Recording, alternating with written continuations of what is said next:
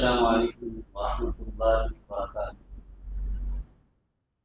الحمد للہ رب العالمین، والعاقبۃ للمتقین، والصلاة والسلام علی نبی الکریم نبینا محمد وعلی آلہ وصحبہ اجمعین ومن تبعهم بإحسان إلى يوم الدين، وأشهد أن لا إله إلا الله وأشهد أن محمدا عبده ورسوله، وبعد. اللهم علمنا ما ينفعنا وانفعنا بما علمتنا وزدنا علما. اللهم لا سهل إلا ما جعلته سهلا وأنت تجعل الحزن إن شئت سهلا. قال الله سبحانه وتعالى: وإنك لتهدي إلى صراط مستقيم.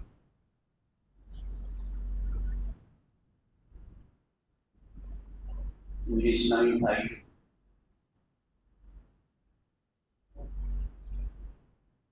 انسان کی زندگی میں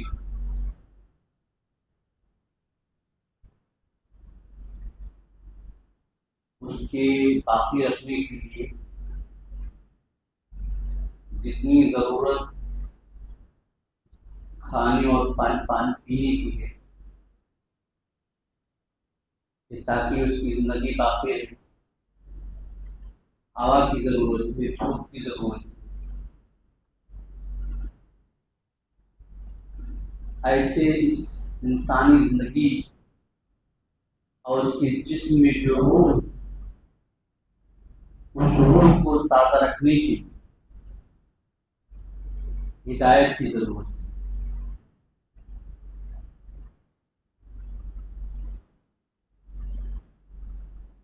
اس زندگی میں بہت سے لوگ اپنی منزل کی طرف چلے، اور ایک جو متعین وقت ہے، متعین وقت کی جانب ان کی زندگی کا ایک ایک پل، ایک ایک لمحہ گزرتا جا رہا ہے۔ لیکن سوال یہ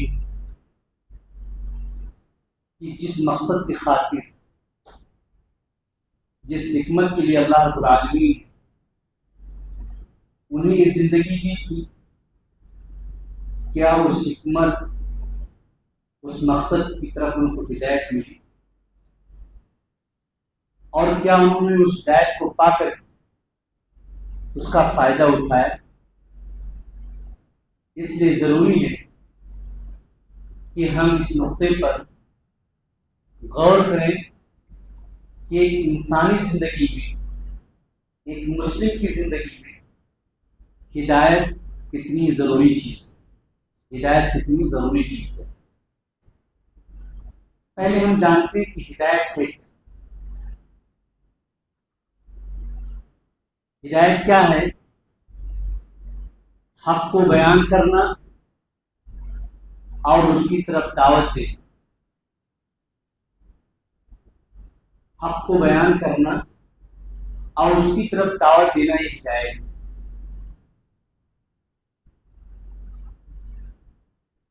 اور یہ کام ہر شخص کر سکتا ہے، اپنے لیے بھی کر سکتا ہے، دوسروں کے لیے بھی کر سکتا ہے۔ لیکن یہ ہدایت دو طرح سے، ایک کو ہدایت ارشاد کہا جاتا ہے اور ایک کو ہدایت توفیق کہا جاتا ہے۔ ہدایت ارشاد یہ ہے کہ آپ حق کو تلاش کیے، حق کو پا گئے تو اس پر آپ عمل کریں اور اس کی دعوت دیں۔ اور یہ ہر انسان کر سکتا ہے۔ مثلا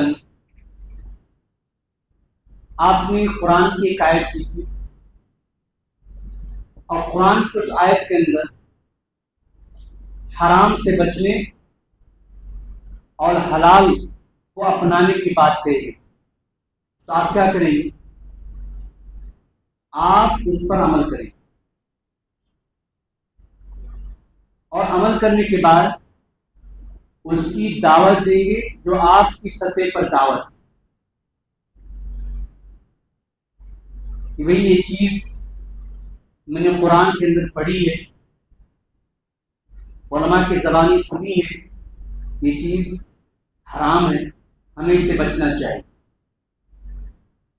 اب اس کے آگے آپ کا کام نہیں. تو یہ ہدایت ارشاد ہے، یہ ہر انسان جو امت مسلمہ میں ہے اس کی ذمہ داری ہے. کنتم خیر امتی اخرجت للناس تأمرون بالمعروف وتنهون عن المنکر. یہ ہدایت ارشاد ہے، یعنی آپ کوئی صحیح بات، کوئی اچھی بات، بھلی بات، دین کی بات جانتے ہیں تو اپنے تک نہ رکھیں، اپنا تو عمل کیجیے، اپنے عمل کے ساتھ دوسروں کو بتائیں. اور دوسری چیز ہے ہدایت توفیق. یہ ہدایت توفیق اللہ رب العالمین کے ہاتھ میں ہے. اللہ رب العالمین جس کو توفیق دے گا وہی توفیق پائے گا. انسان کے بس میں کسی کو توفیق دینا نہیں. انسان کے بس میں صرف اتنا ہے کہ جو حق کو جانتا ہے وہ حق کو بتائے، بس اتنا کام. اس کو کامل کرنا، اس پر عامل ہونا، یہ توفیق کی بات ہے. اور توفیق کی بات کس کے لیے ہے؟ یہ اللہ تبارک تعالیٰ کے اس میں. نہ تو بندہ توفیق کا سوال اللہ رب العالمین کی ذات کے سوا سے کر سکتا ہے. کوئی بھی عالم، کتنا بڑا عالم، اس سے نہیں کہہ سکتا ہے کہ آپ مجھے توفیق دیں. دنیا کا کتنا بڑا نیک صالح انسان ہو، اس سے نہیں کہہ سکتا ہے کہ آپ مجھے توفیق دے دیں. توفیق کا سوال، توفیق کا مطالبہ اللہ رب العالمین ہی سے کیا جا سکتا ہے، اور اس کی طاقت اللہ رب العالمین کے پاس ہی ہے.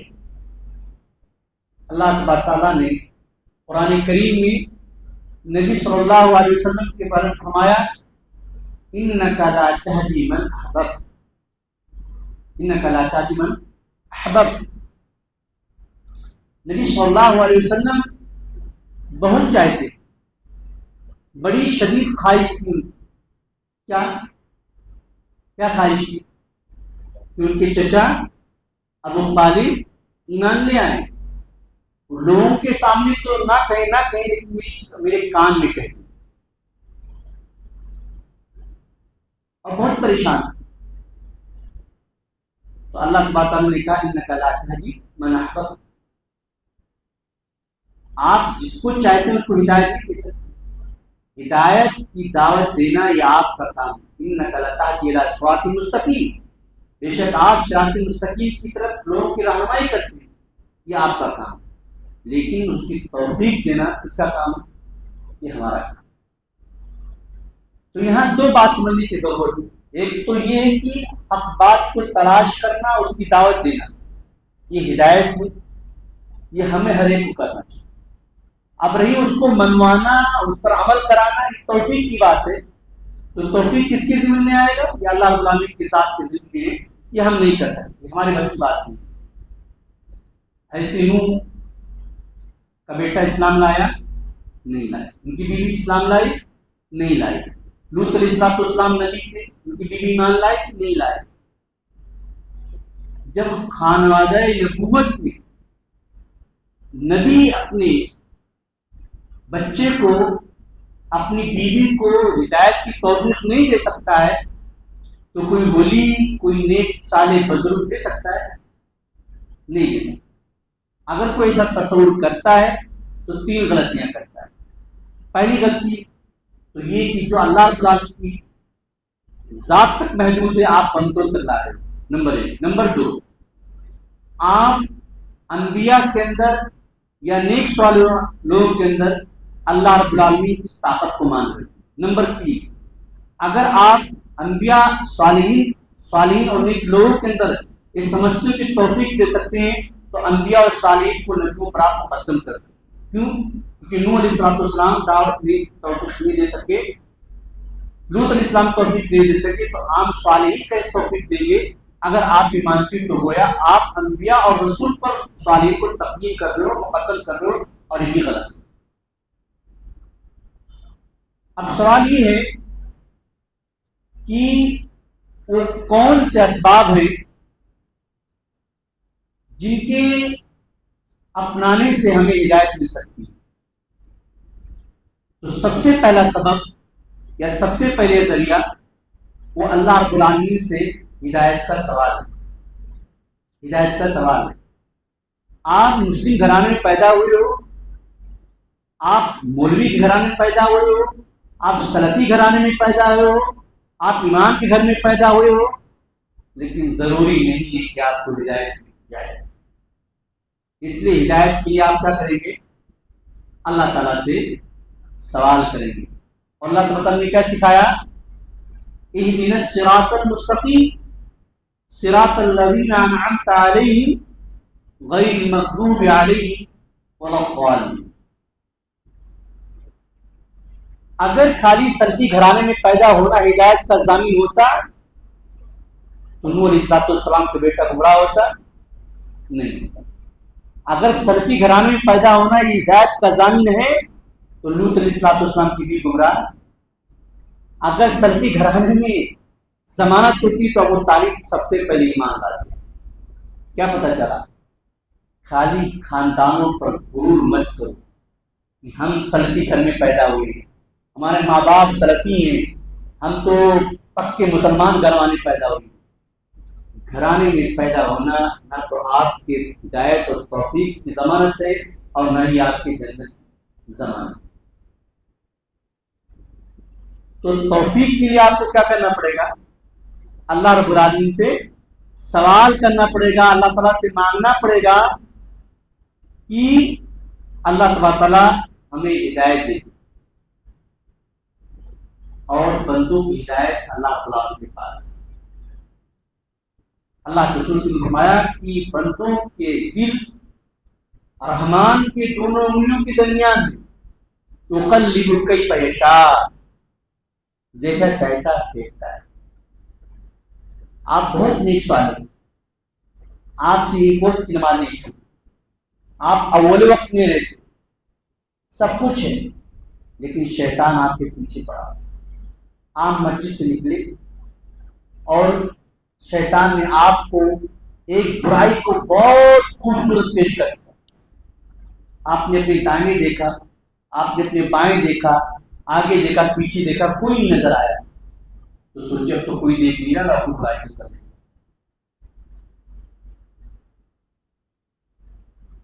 لیکن جب آپ اللہ تعالیٰ سے توفیق مانگتے رہو تو کیسا نہیں. تو اللہ تعالیٰ بندوں کی انگلیوں, بندوں کے دلوں کو اپنی انگلیوں کے درمیان پھینکتا رہتا ہے. تو بندوں کو اللہ تعالیٰ سے ہدایت کی دعا مانگنی چاہیے. ایک بہت اچھی حدیث ہے, اللہ کے رسول نے فرمایا یا عبادی کلکم ضال الا من اهتدیتہ فاستہدونی اہدکم. اللہ کے رسول صلی اللہ علیہ وسلم نے فرمایا, حدیث قدسی ہے کہ اللہ تعالیٰ فرماتا ہے اے بندو تم سب کے سب گمراہ. حدیث قدسی ہے, یعنی اللہ تعالیٰ کہتا ہے تم سب کے سب گمراہ ہو مگر میں جس کو ہدایت دوں, میں جس کو توفیق دیتا ہوں. یہاں تک بات تو بات ہے. اس کے بعد والی بات ہے فاستہدونی, مجھ سے توفیق کا سوال کرو, مجھے توفیق دعا کرو, اہدیکم, میں تم کو ہدایت دیتا ہوں. مفہوم مخالف کیا ہوا؟ منطوق کیا ہے, مفہوم کیا ہے کہ مجھ سے ہدایت مانگو, میں تم سے ہدایت دیتا ہوں, دوں گا. اور مفہوم مخالف کیا نکلا؟ کیا نکلا مفہوم مخالف؟ اگر ہدایت نہیں مانگو گے تو ہدایت نہیں ملے. اگر ہدایت کا مطالبہ اللہ سے نہیں کرو تو ہدایت نہیں ملے. تو کیا سلفی گھرانے میں پیدا ہونے کی وجہ سے, اہل حدیث گاؤں میں پیدا ہونے سے ہدایت مل سکتی ہے؟ نہیں مل سکتی. ہدایت کے لیے اللہ تعالیٰ سے سوال کرنا. اگر آپ کی فجر کی نماز چھوٹ رہی ہے، آپ جماعت کے ساتھ شریک نہیں ہو رہے ہیں، الارم بج جانا چاہیے کہ اب ہمیں توفیق نہیں مل رہی ہے۔ فوراً اللہ رب العالمین کے سامنے آ چکا ہو، اللہ تبارک تعالیٰ یا مقلب القلوب ثبت قلبی علی دینک، یا مصرف القلوب صرف قلبی علی طاعتک، اے بندوں کی انگلیوں، بندوں کے دلوں کو انگلیوں سے پھیرنے والے، میرے دل کو اپنی دین کا طرف پھیرنے میں توفیق دے۔ میری نماز چھوٹنے لگی، میری صلاۃ چھوٹنے لگی ہے، گھر میں بچے کو آپ نے کہا نماز پڑھنے، بچہ نماز پڑھنے نہیں کھا رہا، آپ اللہ سے اس کے لیے توفیق کی دعا کرو، اس کو کرو۔ گھر میں اور لوگ نماز نہیں پڑھ رہے، خود توفیق کے لیے دعا کرو، ان سے بھی کوئی توفیق کی دعا کرو۔ توفیق بغیر سوال کی نہیں مل سکتی ہے۔ اللہ کے رسول صلی اللہ علیہ وسلم نے فرمایا فاستہدونی اہدیکم، مجھ سے تم سوال کرو ہدایت کی اور میں تمہیں ہدایت دوں گا۔ تو ہدایت پانے کا پہلا طریقہ کیا ہے؟ پہلا طریقہ یہ ہے کہ آپ اللہ تبارک تعالیٰ سے ہدایت کی دعا کریں۔ دوسری چیز کیا ہے؟ قرآن کو تدبر سے پڑھنا، قرآن کو غور و فکر سے پڑھنا۔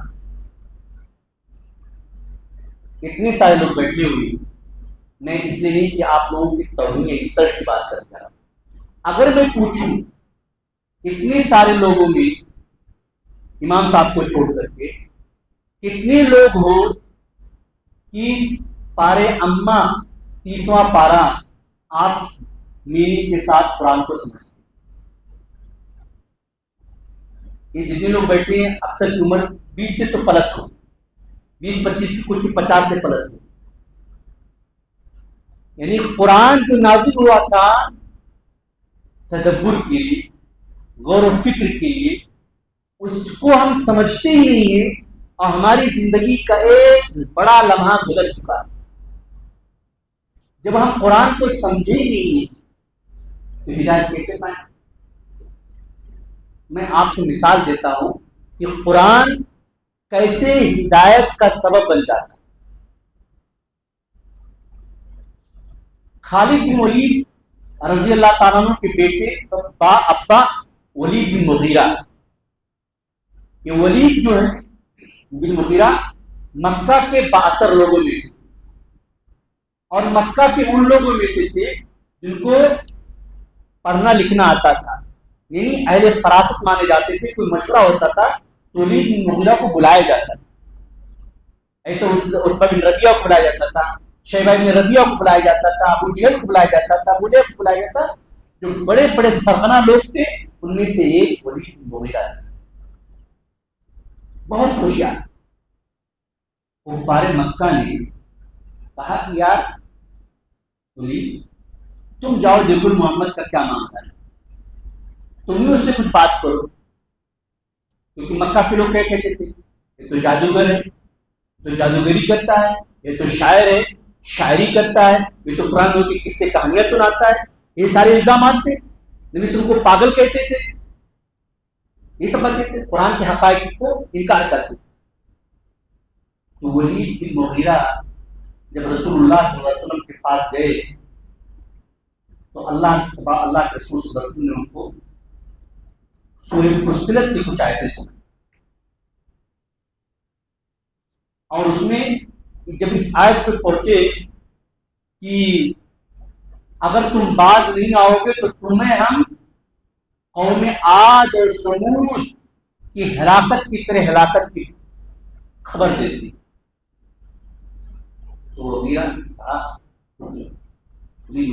بس، کیوں قرآن کو سمجھتا ہے، سمجھتے وہ سمجھ گئے کہ محمد صلی اللہ علیہ وسلم جو کچھ پیش کر رہے ہیں یہ حقیقت نہیں۔ اس کے بعد جب وہ لوٹ کر آئے تو لوگوں نے کہا ہم ولید کا چہرہ بدلا ہوا پا رہے، ولید کا چہرہ بدلا ہوا پا رہے، اور یہ ایمان کی چاشنی ہوئی. یہ قرآن کا اثر ہوتا ہے. قرآن جب آدمی سمجھتا ہے نا تو پہلے کتنی بھی غلطیاں کرتا تھا, کتنی بھی اس کو شہرت عزت سب حاصل تھا, قرآن کے اثر کے بعد اس کو حقیقت نہیں مل جاتی اس کے ساتھ. تو ولید بن مغیرہ جب آئے تو کہا یار جو تم لوگ کہتے ہو تو میں نہیں پایا, مجھے تو جادوگر بھی نہیں لگتا ہے, اور مجھے پہلے لوگوں کی کسی کہانی بھی نہیں لگتی ہے, اور مجھے نہ تو کسی شاعر کا کلام لگتا ہے. واللہ میں نے بہت شاعریاں پڑھی, بہت عربوں کے کلام پڑھے, مجھے شاعری نہیں لگتی. لیکن جو چیز ولید بن مغیرہ کو ہدایت سے روک دی, تعصب روک دی. جو آگے بتاؤں گا, لوگوں نے تانا دینا کیا تو بدل گیا, یہ سب ہو گیا, در ایمان نہیں لائے. تو اللہ تعالیٰ نے سورہ مدثر میں ان کی کہانی بیان کی. سورہ موسیٰ فقرہ کو پوری آیت جو اللہ تعالیٰ نے بیان کی. نقطہ کیا ہے؟ ولید بن مغیرہ کو نبی صلی اللہ علیہ وسلم کی صداقت, قرآن کی حقانیت کا علم کیسے ہوا؟ قرآن کے معنی کو سمجھنے اور اس میں تدبر کرنے کے بعد. اب آپ کہتے تو عرب کی میں ایک مثال دیتا ہوں. ایک ڈاکومنٹری ہے ڈور ٹو ہیون, دروازے جنت کی طرف. اس میں ایک یورپین فزکس کی کہانی بتانا چاہتا ہوں. حقیقت ہے اس کا پورا خاندان بچہ اپنا بھی سب فزکس میں ماہر تھے. فزکس ان کو نہیں, فزکس مطلب علم طبیعیات, علم طبیعیات کو فزکس کہا جاتا ہے. سب علم طبیعیات کے ماہر تھے.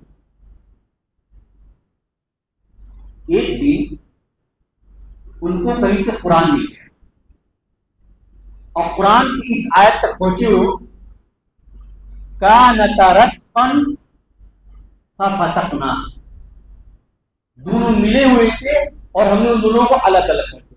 یعنی زمین و آسمان آپس میں ملے ہوئے تھے اور ہم نے ان کو الگ کر دیا. وہ فزکس کا ماہر تھا, اور فزکس میں بچوں کو بتایا جاتا ہے کیا کہ زمین آسمان کا وجود کسی وہ ایک دھماکے سے ہوا, ایک دھماکے سے ہوا, دھماکہ ہوا اور زمین آسمان وجود میں آ گئی, جس کو بگ بینگ کی تھیوری کہی جاتی ہے. جب اس نے قرآن کی آیت کو پڑھا کانت رتقا ففتقنا, اس نے اپنی سارے ریسرچ کو رکھ دیا اور قرآن کو سینے سے لگایا اور اسلام میں داخل ہو. کیونکہ اس نے جب تدبر کیا تو کیا پتا چلا, جس کو ہم کئی سالوں سے ریسرچ کر کے آ رہے ہیں اور قرآن کی ایک آیت نے کلیئر کر دیا. تو گویا قرآن سچ ہے, اسلام سچ ہے. کیوں ایسا کیوں ہوا؟ ایسا کیوں ہوا؟ کیونکہ قرآن پر غور و فکر کیا. آج ہم پڑوسیوں کے حقوق کو نہیں سمجھتے. آج ہم تجارت کے معاملے میں حلال و حرام کی تمیز نہیں کرتے. آج ہم بات بات میں لڑائی جھگڑا کرتے ہیں. آج ہم جنت و جہنم کی حقیقت کو نہیں سمجھتے. سب کا سبب کیا ہے؟ سب کا سبب کیا ہے؟ قرآن کو سمجھ کر نہ پڑھنا, قرآن میں غور و فکر نہ کرنا. جب قرآن میں غور و فکر آپ کریں گے تو آپ کو اللہ تبارک تعالیٰ کی طرف سے ہدایت ملے گی. مثال کے سورہ فاتحہ میں اہدنا الصراط المستقیم صراط الذین انعمت علیہم غیر المغضوب علیہم ولا الضالین. یہاں تین طرح کے لوگوں کو ذکر کیا گیا ہے. پہلے تو وہ لوگ ہیں جن سے اللہ تعالیٰ راضی ہوا اور اللہ نے ان پر اپنی انعامات کی. دوسرے وہ جن پر اللہ تعالیٰ کا غضب و غصہ نازل ہوا. اور تیسرے وہ جو گمراہ ہو گئے. تیسرے وہ جو گمراہ ہو گئے. گمراہ کیوں ہوئے؟ کیونکہ ان کے پاس دلیل نہیں تھی. بلا دلیل کے عمل کیے, بغیر علم کے عمل کیے تو گمراہ ہو گئے. اور جو آدمی بغیر علم کے عمل کرتا ہے کیا ہوتا ہے؟ کیا ہوتا ہے؟ گمراہ ہوتا ہے. آپ کسی ڈرائیور سے ڈرائیوری نہیں سیکھو, کسی کی چابی لو گاڑی شروع کر دو تو کیا ہوگا؟ کیا ہوگا؟ چلاؤ گے ٹھوکو گے, کیونکہ آپ علم کے بغیر کام کرنا شروع کر دیا. تو بغیر علم کے کیا ہوگا؟ آپ گمراہ ہو جاؤ گے. تو نصارہ نے بغیر علم کے حصول کے بہت ساری چیزوں پر عمل کیا تو کیا ہوگی. اور علم کے بعد عمل نہ کرنا یہ سبب ہے اللہ تعالیٰ کی ناراضگی کا. سنو پھر سے سنو, علم کے بعد عمل نہ کرنا سبب ہے اللہ تعالیٰ کی ناراضگی کا. یہود کو علم تھا, علم کے باوجود بھی انہوں نے علم پر عمل نہ کر کے من مانی کیا, نبیوں کو قتل کیا, اللہ تعالیٰ کے ساتھ شرک کیا, تو اللہ تعالیٰ نے ان پر اپنا غضب نازل. آج ہمارے درمیان دونوں چیز, ہمارے اندر بغیر علم کے عمل بھی ہے اور علم کے بعد عمل بھی نہیں. ہم وہ امت جن کی پہلی پیڑھیاں, ہم وہ امت جن کی پہلی 3 پیڑھیاں اللہ رب العالمین نے ان کو آئیڈیل بنانے کو کہا, ان کی بات کی پیڑھیاں دونوں برائیوں میں, جو نصارہ میں الگ تھا, یہودیوں میں الگ تھا, دونوں ان کے اندر ہے, بغیر علم کے عمل اور علم کے بعد عمل میں. تو یہ جو پوائنٹ میں آپ کو بتانا چاہتا ہوں, روزانہ نماز میں پڑھتے ہوئے اہدنا الصراط المستقیم صراط الذین انعمت علیہم غیر المغضوب علیہم ولا الضالین, روزانہ پڑھتے ہوئے, لیکن آپ اس کو نہیں سمجھتے ہو کہ وہ ضالین کون ہے, مغضوب کون ہے اور منعم علیہ کون ہے. تو آپ جانتے نہیں تو دعا بھی نہیں کرتے ہو, نہ بچنے کی دعا کرتے ہو, نہ پانی کی دعا کرتے ہو. اگر آپ جانتے کہ منعم علیہ کون ہے تو اللہ تعالیٰ مجھے گناہ سے بنا دے. اگر آپ جانتے کہ مغضوب علیہ کون ہے تو اللہ تعالیٰ مجھے اس سے بچا لے. آپ جانتے ہیں ظالم کون ہے تو اللہ تعالیٰ مجھ سے بچا لے. لیکن آپ جانتے نہیں قرآن کو. سورہ فاتحہ جو پہلی سورہ ہے جو نماز میں پڑھنا واجب ہے, ہر مرد عورت کے لیے نماز میں پڑھنا واجب ہے, اس کے نماز نہیں ہوگی. ہم وہی فیلے کہ نہیں فیلے, تو پھر ہمیں ہدایت کہاں ملے گی؟ اس لیے کہ ہم کالونی میں, اس لیے کہ ہم سرگٹر میں پیدا ہوئے ہیں. اگر یہی بات ہے کہ ابلیس نے بھی کہا تھا کہ میں تو جنت میں فرشتوں کے ساتھ رہ رہا ہوں, اگر صحبت کی بنا پر کسی کو, ساتھ کی بنا پر کسی ہو, تو ابلیس بھی جنت کا حقدار ہوگا. بہرحال آگے بڑھتا ہوں, اشارہ کریں. اچھا,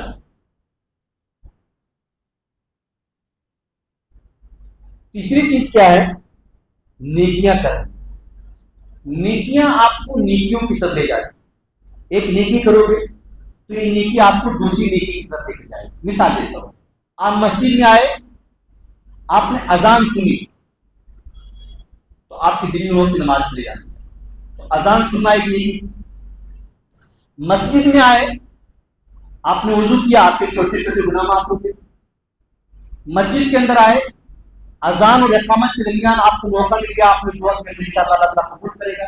پھر آپ نے نماز پڑھ لی, پھر آپ کو موقع ملا, آپ نے قرآن کی تلاوت کر. تو ایک نیکی آپ کو کہاں کئی سارے نیکیوں کی طرف لے کر گئی. تو اطاعت جو ہے یہ آپ کو ابھارتی ہے کس سے؟ ہدایت کے طلب کرنے کا. آپ مسجد میں آئے, آپ نے امام صاحب کی قرات سنی, اللہ تعالیٰ جزائے خیر دے ان کو, آپ کی دل میں ہوا کیا ہے, امام صاحب بہت اچھی قرات کرتے, مجھے بھی کرنا چاہیے. تو آپ کیا کرو گے؟ اللہ تعالیٰ سے دعا کرو, اللہ تعالیٰ مجھے بھی توفیق دے دے کہ میں امام صاحب کی طرف قرات کروں. اللہ تعالیٰ میرے بچوں کو بھی تو کر دے کہ میں امام صاحب کی طرف قرات کروں. کیوں؟ کیونکہ نیکیوں نے آپ کو ہدایت کی طرف بڑا, ہدایت کی طرف آپ کو اس کو لے کر. تو جب آپ نیکیاں کریں گے تو نیکیاں کرنے کی وجہ سے آپ کو توفیق ملے گی ہدایت کے سوال. اور جب آپ برائیاں کریں گے تو اللہ نے فرمایا کہ انسان جب ایک گناہ کرتا ہے تو اللہ تعالیٰ اس کے دل پر ایک نقطہ لگا دیتا ہے, دوسرا گناہ کرتا ہے تو دوسرا نقطہ, یہاں تک کہ پورا دل کالا پڑ جاتا ہے. تو کالا دل کبھی آپ کو کہے گا مسجد چلو, کبھی اذان سنو گے تو پھیرو کے خلاف اذان ہو رہی جواب دے دوں؟ نہیں ہوگا، کیونکہ وہ اوپر مہر لگ جاتی، اس پر مہر لگ جاتی۔ اس لیے نیکیاں کرتے رہنا چاہیے، نیکیاں ہدایت کا سبب بن جاتی، نیکیاں ہدایت کا سبب بن جاتی۔ ایک اور کہانی سناتا ہوں، کہانی نہیں واقع ہے۔ قاضی ایاز رحمہ اللہ بہت بڑے محدث سے، پائے کے محدث، اور انہیں موطا امام مالک کی شرح کی، بہت مشہور ہے۔ ان کی زندگی کے بارے میں آتا ہے وہ ڈاکو تھے، بہت بڑے محدث۔ میں اگر یہ کہوں کہ پوری ہندوستان کے محدث اکٹھا ہو جائے تو بھی ان کے آدھا نہیں پہنچ پائے، اتنے بڑے محدث ہیں قاضی ایاز رحمہ اللہ۔ لیکن پہلے وہ ڈاکو تھے، ڈکیتی کرتے کرتے ایک دن ایک جگہ پہنچے تو وہاں قرآن کی آواز آ رہی، الم یعن للذین آمنوا ان تخشع قلوبهم لذکر اللہ، کیا وہ دن قریب نہیں آیا کہ وہ لوگ جو ایمان لائے ان کے دل اللہ کی ذکر سے نرم پڑ گئے؟ قاضی ایاز کہتے ہیں میری زبان سے نکلا بلا، کہ اسی کو دیوار سے نیچے اترے، توبہ کی اور اچھی توبہ کی، ورنہ مشہور تھا لوگ رات میں راستہ نہیں کہتے ہیں ایاز ہوگا، ایاز ہوگا راستہ، ڈرتے تھے ان سے۔ تو یہ واقعہ جو بتایا اس ہو جاتا ہے قرآن کے سمجھنے کا، کہ انہوں نے قرآن کو سمجھا تو ان کی زندگی پر اس کا کیسے اثر ہوا کہ ان کو نیکی طرف مائل کر۔ تو قرآن آپ سمجھیں گے تو نیکی طرف مائل ہوں گے، اور نیکی جب کریں گے تو نیکی طرف کیا ہوں گے؟ مائل ہوں گے، اس کی طرف جھکیں گے۔ آخری بات ہدایت کے اسباب میں سے آخرت کی فکر کرنا اور نیک خاتمے کی دعا کرنا، اچھی خاتمے کی دعا کرنا۔ بہت سارے لوگ ہوتے ہیں زندگی بھر نیکیاں کرتے ہیں، سب کچھ کرتے ہیں، آخری وقت میں سب ایمان اپنا پیش کرتے ہیں، اور اس کے بیچنے کی کئی شکلیں ہوتی ہیں۔ یا تو مرنے سے پہلے شرکیہ کلمات، کفریہ کلمات کہہ دیتے، اللہ پر ایمان لانے کا انکار کر دیتے، یا اپنے آخری وقت میں بےایمانی کر جاتے ہیں، بچیوں کا حق بچوں کو دیتے ہیں، بھائی کا حق بچوں کو دیتے ہیں، ایسے جو بھی سب آخری وقت۔ تو آخری وقت میں حسن خاتمہ کی دعا کرنا چاہیے اور آخرت کا خیال کرنا چاہیے۔ زندہ ہوں، 40 سال کا ہو گیا، 50 سال کا ہو گیا، 60، اب تو میری زندگی بچا کیا، مرنے کے بعد کیا ہوگا، قبر میں جاؤں گا تو کیا ہوگا، فرشتے آئیں گے سوال کریں گے، کیا جواب دوں گا، میدان محشر لگے گا، نامہ اعمال ناپے جائیں گے، ہمارے پاس کیا نام اعمال ہے۔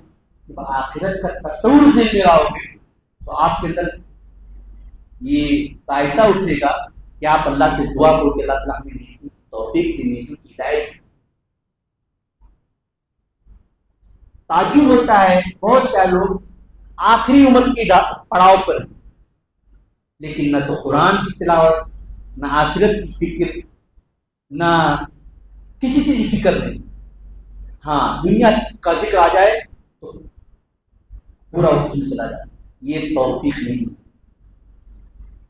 بڑھاپے میں توفیق نہیں مل رہی اللہ کی طرف جڑنے کی، یہ بہت بڑا الارم سوچنا چاہیے۔ چلیے یہ باتیں ہوئی تو ہدایت کے اسباب میں سے پہلا سبب ہے دعا کرنا، یہ سب سے اہم ہے۔ دوسرا سبب قرآن کو تدبر سے پڑھنا، غور سے پڑھنا۔ تیسرے نیکیاں کرنا۔ چوتھے آخرت کی فکر کرنا، کہ آخرت کی فکر، جنت اور جہنم کی فکر یہ آپ کو نیکیوں کی طرف بھاگتی ہے، تو آپ اللہ سے توفیق مانگتے دعا کریں۔ میں 2-3 پوائنٹ اس پر بتا دوں کہ آپ کو ہدایت کیوں نہیں، یا ہدایت کے نہ ملنے کے اسباب ہیں۔ ہدایت کی نہ ملنے کے اسباب تعصب ہے، جہالت ہے۔ میرے ابا ایسے کرتے اس لیے میں ایسے کروں گا، میرے مولوی صاحب نے مجھے ایسے بتایا اس لیے ایسے کروں گا، میرے گاؤں میں ایسے ہوتا ہے اس لیے میں ایسے کروں گا۔ ابو طالب تو نہیں کہا تھا، ابو طالب تو یہ کہا تھا کہ نبی صلی اللہ علیہ وسلم نے کہا میرے کان میں کلمہ کہہ دو، تو کفار مکہ نے کہا کیا تم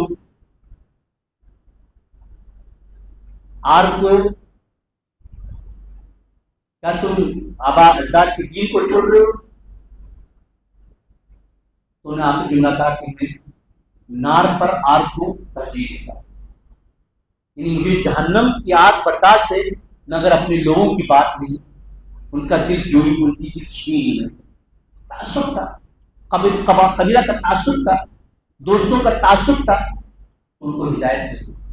تو تعصب سب سے بڑی سبب ہے آپ کی ہدایت نہ ملنے کا، ٹھیک ہے۔ دوسری چیز کیا ہے؟ شریعت سے جہالت،